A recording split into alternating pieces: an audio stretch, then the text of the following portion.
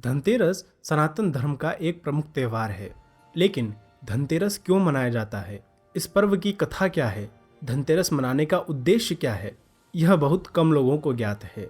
प्रायः लोग इस दिन धन बढ़ाने के लिए कई उपाय करते हैं। इस वीडियो में हम वो उपाय भी बताएंगे। धनतेरस के दिन अधिकांश लोग सोना चांदी के आभूषण अथवा बर्तन क्रय करते हैं, खरीदते हैं। लेकिन क्या कारण है? इस विषय में इस वीडियो में विस्तार से जानेंगे। सबसे पहले समझते हैं धनतेरस पर्व त्योहार मनाने का कारण क्या है। कार्तिक कृष्ण पक्ष की त्रयोदशी तिथि के दिन को धनतेरस या धन त्रयोदशी के नाम से जाना जाता है। इस दिन समुद्र मंथन के समय हाथों में अमृत कलश लिए हुए भगवान विष्णु ही धन्वंतरी रूप में प्रकट हुए थे। इस विषय में विस्तार से पुराणों में कहा गया। श्रीमद् भागवत पुराण कि उनके हाथों में अमृत से भरा हुआ कलश था। वे साक्षात विष्णु भगवान के अंशांश अवतार थे। वे ही आयुर्वेद के प्रवर्तक यानी जनक और यज्ञ भोक्ता धन्वंतरी नाम से प्रसिद्ध हुए।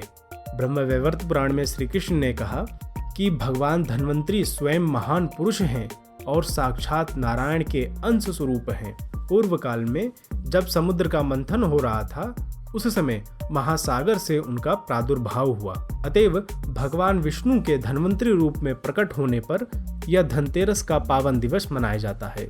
भगवान धन्वंतरी आयुर्वेद के जनक और वैद्य के रूप में जाने जाते हैं। यहाँ पर एक और बात ध्यान रहे, आयुर्वेद के जनक का मतलब यह नहीं है कि धन्वंतरी जी ने आयुर्वेद के नियमों को बनाया था, उनका निर्माण किया था। ऐसा नहीं है। भगवान धन्वंतरी जी ने आयुर्वेद को प्रकट किया था। जैसे अनेक संतों के मत तथा वेद पुराण के प्रमाणों द्वारा हम वेदों शास्त्रों के सिद्धांत को आप लोगों के समक्ष रखते हैं, प्रकट करते हैं। हम उन सिद्धांतों को बनाते नहीं हैं। वैसे ही भगवान धन्वंतरी जी ने आयुर्वेद को प्रकट किया। यह आयुर्वेद वेद का ही अंश है, वेद का ही भाग है, अर्थात आयुर्वेद उपवेद है। वेद के बारे में, उपवेद के बारे में हमने वेबसाइट पर भी बताया है और अपने वीडियो में भी बताया है। डिस्क्रिप्शन में लिंक है, आप उसे अवश्य देख लें। तो चूंकि भगवान धन्वंतरी जी आयुर्वेद के जनक कहे जाते हैं और धनतेरस उनके प्रकट होने का दिवस है, इसलिए 2016 में भारत सरकार ने धनतेरस को राष्ट्रीय आयुर्वेद दिवस के रूप में मनाने का निर्णय लिया है।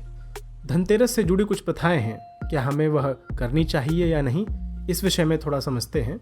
धन्वंतरी जी जब प्रकट हुए तो उनके हाथों में अमृत से भरा कलश था। वे कलश लेकर प्रकट हुए थे। अतः इस अवसर पर लोग बर्तन क्रय करते हैं, बर्तन खरीदते हैं। परंतु यह प्रथा हमें नहीं करनी चाहिए, क्योंकि इस प्रथा का कोई मतलब नहीं है।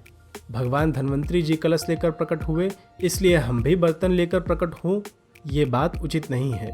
वैसे वर्तमान में लोग इस आशय से बर्तन नहीं क्रय करते हैं, वे धन वृद्धि के लिए क्रय करते हैं।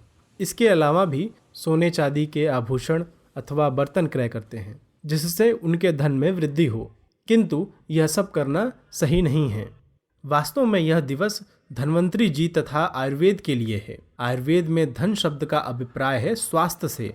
लेकिन जिन लोगों को आयुर्वेद के विषय में ज्ञात नहीं है, उनके सिद्धांतों के बारे में ज्ञात नहीं है, वे धन को मुद्रा समझते हैं। इसलिए वे अज्ञानतावश अर्थ का अनर्थ कर रहे हैं। जहाँ स्वास्थ्य धन की वृद्धि करनी चाहिए, उसके लिए प्रयत्न करना चाहिए, वहाँ लोग आर्थिक धन की वृद्धि के उपाय में लगे हैं। आयुर्वेद अनुसार सोना चांदी के बर्तन में खाने से स्वास्थ्य धन की वृद्धि होती है, लेकिन लोगों ने आर्थिक धन की वृद्धि होती है ऐसा मान लिया, ऐसा समझ लिया और सोने चांदी के आभूषण तथा बर्तन क्रय करने लगे। तो धनतेरस पर्व मनाने का उद्देश्य आयुर्वेद के सिद्धांत को समझना और स्वस्थ रहना है। स्वस्थ शरीर से लक्ष्य प्राप्ति में आसानी होती है। अगर आप धनवान, बुद्धिमान, ज्ञानवान होना चाहते हैं तो शरीर का स्वस्थ होना आवश्यक है। अन्यथा अगर शरीर स्वस्थ नहीं रहेगा तो कहीं यहाँ दर्द तो कहीं वहाँ दर्द रहेगा, उससे ध्यान भटकता है।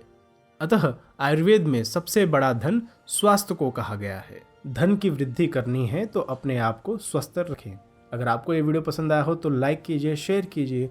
आपको वीडियो कैसा लगा ये हमें कमेंट में बताइए। और अगर आपने हमारे चैनल को अब तक सब्सक्राइब नहीं किया है तो सब्सक्राइब कर लीजिए। पास में बेल आइकन बटन है, उसे भी दबाना ना भूलिए, जिससे हमारी वीडियोस की नोटिफिकेशन आपको सबसे पहले मिल सकें।